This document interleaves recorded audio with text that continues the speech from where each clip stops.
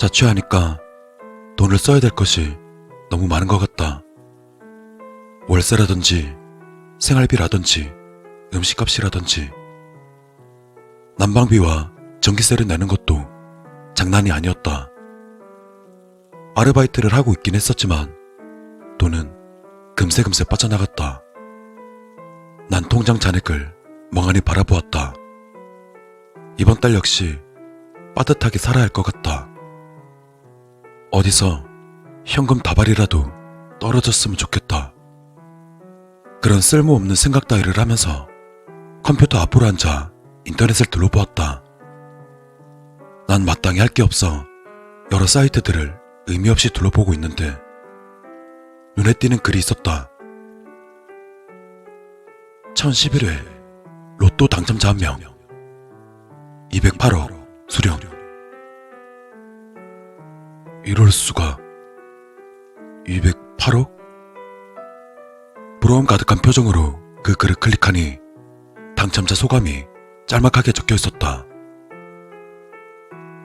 좋은 꿈을 꿔서 오랜만에 복권을 사봤는데 1등이 됐네요. 저 사람은 얼마나 행복할까. 단번에 저런 큰 돈이 들어왔으니. 순간 나도 복권을 사볼까 했지만 이성이 나를 붙잡았다. 예전에 3개월가량 꾸준하게 복권을 샀었지만 모조리 꽝만 나온 기억이 떠올랐다. 생활비조차 부족한 상황에 생돈을 날리고 싶지는 않았다. 그렇다고 부러움이 사라질 리는 없었다.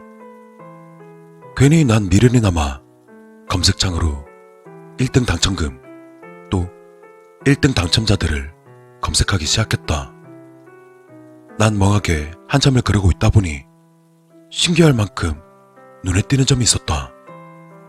1등 당첨자 대다수들은 복권을 구매하기 전 좋은 꿈을 꿨다는 것이다.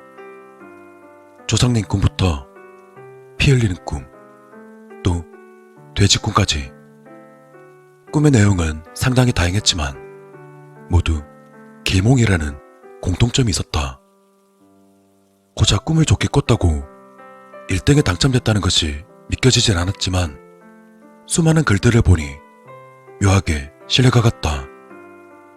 나도 좋은 꿈 하나 안 꾸나? 그런 꿈을 꾼다면 복권을 사도 돈이 아깝지 않을 것 같은데. 생각이 여기까지 이어지자 꼭 한 번쯤은 길몽을 꿔보고 싶었다.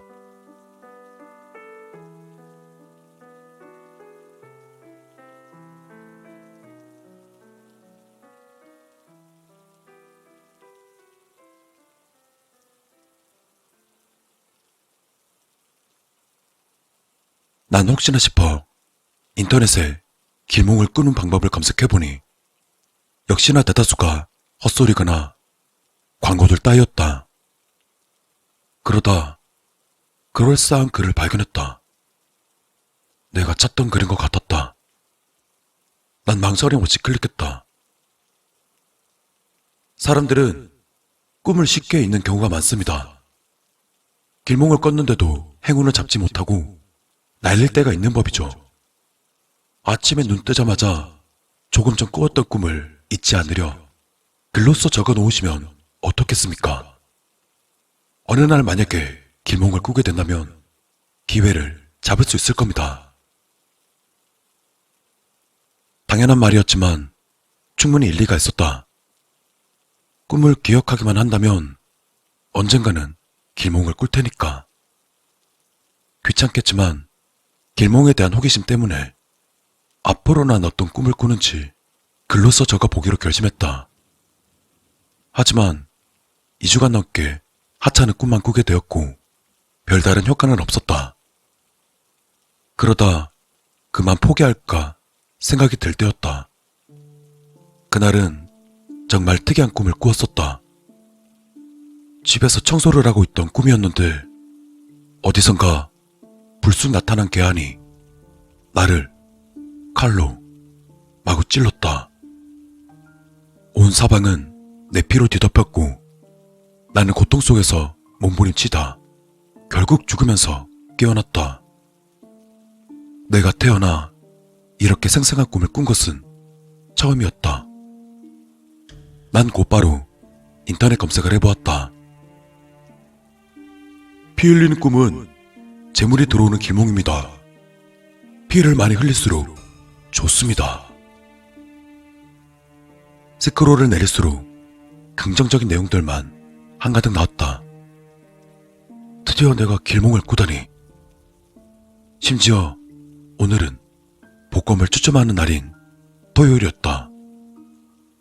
왠지 좋은 일이 정말로 일어날 것만 같았다.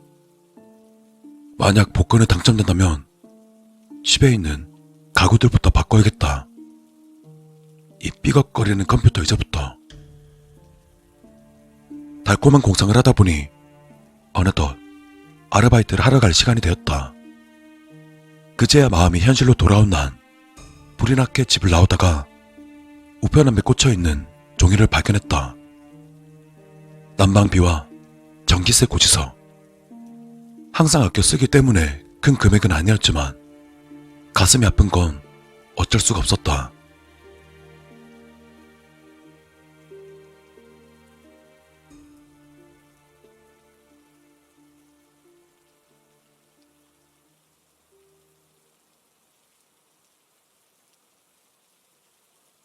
하루 종일 비가 내려 아르바이트를 하기에 좋은 날은 아니었다. 그렇게 겨우 일을 마쳤을 땐 어느새 저녁 7시가 넘어 있었다. 나는 망설임 없이 곧장 편의점으로 가서 복권을 3만원어치 구매했다. 난 집으로 향하며 용지에 적힌 번호들 훑어보자 느낌이 나쁘지 않았다. 내가 꾸었던 꿈이 현실처럼 생생하고 길몽이었으니 1등은 아니어도 2등이나 3등 정도는 가능하지 않을까? 어쩐지 오늘따라 날씨가 꿀꿀했지만 내 발걸음은 가벼웠다. 그런데 집에 들어간 순간 이상한 기분이 들었다. 거실과 안방에 불이 켜져 있다. 집을 쭉 둘러보던 나는 고개를 갸웃거릴 수밖에 없었다. 어떻게 이럴 수가 있지?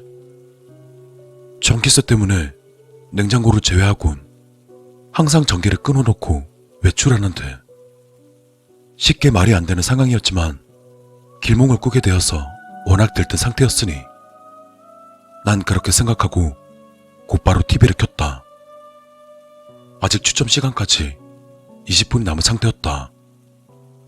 마땅히 할 것도 없어 꾸었던 꿈을 인터넷에 다시 검색해 보았다. 역시나 좋은 내용들만 한가득이다. 내가 청소하는 것도, 피를 흘리는 것도, 괴한에게 죽는 것도 모두 길몽이었다. 글들을 보며 두근거리고 있을 때 추천 방송이 시작했다. 그리고 결과는 모조리 꽝이었다. 3만원치 구매한 복권 중 당첨된 건 하나도 없었다. 아니, 용지에 적힌 숫자 주변으로 얼씬도 하지 않았었다. 그러면 어제 꿨던 꿈은 뭐였을까? 그 순간이었다. 어디선가 굉장히 강하게 문이 닫히는 소리가 들렸다. 어찌나 소리가 컸던지 내 집안에서 들린 건가 하는 착각이 들 정도였다. 대체 어느 집이 문을 저렇게 세게 닫는 거야? 깜짝 놀라서 한동안 중얼거리던 나는 다시금 복권 용지를 바라보았다. 정말 맞은 게 하나도 없었다. 확인이라도 한 번 더 하고 싶어 TV를 바라보았지만 추천 방송은 이미 끝난 뒤였고 뉴스가 시작되었다. 무기징역을 선고받은 살인범이 오늘 탈옥하는 일이 일어났습니다. 시민 여러분은 TV를 끄고 스마트폰으로 당첨 번호를 재차 확인해 보았지만 모조리 꽝이었다. 허탈감이 느껴졌지만 이게 현실이었다. 복권 용지를 버리고 난 뒤 난 컴퓨터 의자에 앉았다. 게임이라도 하면서 스트레스를 풀어야 할 것 같다. 그리고 할 만한 게임을 찾고 있을 무렵이었다. 갑자기 내 몸뚱아리가 뒤로 넘어가더니 바닥으로 고꾸라졌다. 난 당황한 채 상황을 파악해보니 매번 삐걱거리던 의자가 결국 부서져 버린 것이었다. 집안에 온 사방은 의자 파편들로 난리가 났다. 순식간에 넘어지면서 허리를 삐끗하긴 했지만 일단 잔해물들을 치우는 게 우선이었다. 난 빗자루를 들고 와 파편을 쓸어 모았다. 그러다 문득 이상한 기분이 들었다. 어제 꿈에서도 이렇게 청소를 하고 있었는데 기묘한 상황에 잠시 넋을 잃고 있을 때였다. 문이 닫히는 듯한 소음이 다시 한번 들렸다. 근데 우리 집 안에서 나는 듯한 거대한 소리였다. 분명 위층이나 아래층일 테지만 나는 왜인지 불길한 느낌이 들어 소리가 들린 안방으로 걸어갔다. 방은 한 치 앞도 안 보일 정도로 어두웠다. 조심스럽게 스위치를 눌러 불을 켰다. 특이한 점은 보이지 않았다. 그제서야 난 안도의 한숨을 내쉬며 불을 끄려던 순간이었다. 방 구석에 있는 장롱 문틈 사이로 무언가가 희미하게 보였다. 저건 뭘까?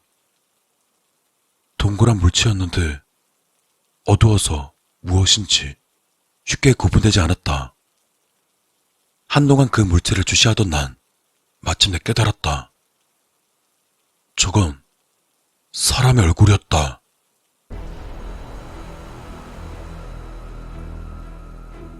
누군가가 장롱 안에 숨어서 나를 지켜보고 있다. 온몸에 소름이 돋았다. 현실을 부정하고 싶었지만 정체 모를 사람과 지금 난 분명 서로 눈을 마주치고 있었다. 그러다 내가 천천히 뒷걸음질을 치려고 할 때였다. 장롱의 문이 벌컥 열리더니 장발의 남성이 튀어나왔다. 손에는 기다란 칼을 들고 있었다. 나는 미친 듯이 달리기 시작했다. 현관문을 거침없이 열어버리고 계단을 반쯤 구르다시피 빠져나왔다. 뒤를 힐끔 보았을 때 남성은 기괴한 표정을 지으며 빠르게 뛰어오고 있었다. 난 이를 악물고 사정없이 달렸다.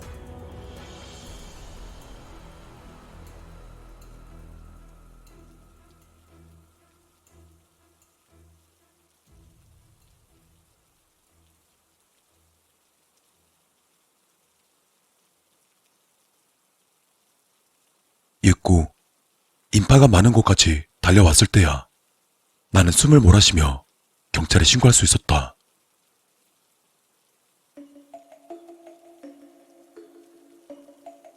얼마 되지 않아 알게 된 사실이지만 그 남성은 살인범이었다.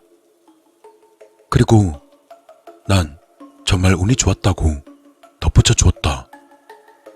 또 결정적인 신고를 했다면서 현상금 3천만 원까지 받게 되었다. 그때 내가 꾸었던 꿈은 정말 기몽이었던 것이다. 하지만 이런 기몽이라면 다시는 꾸지 않았으면 좋겠다.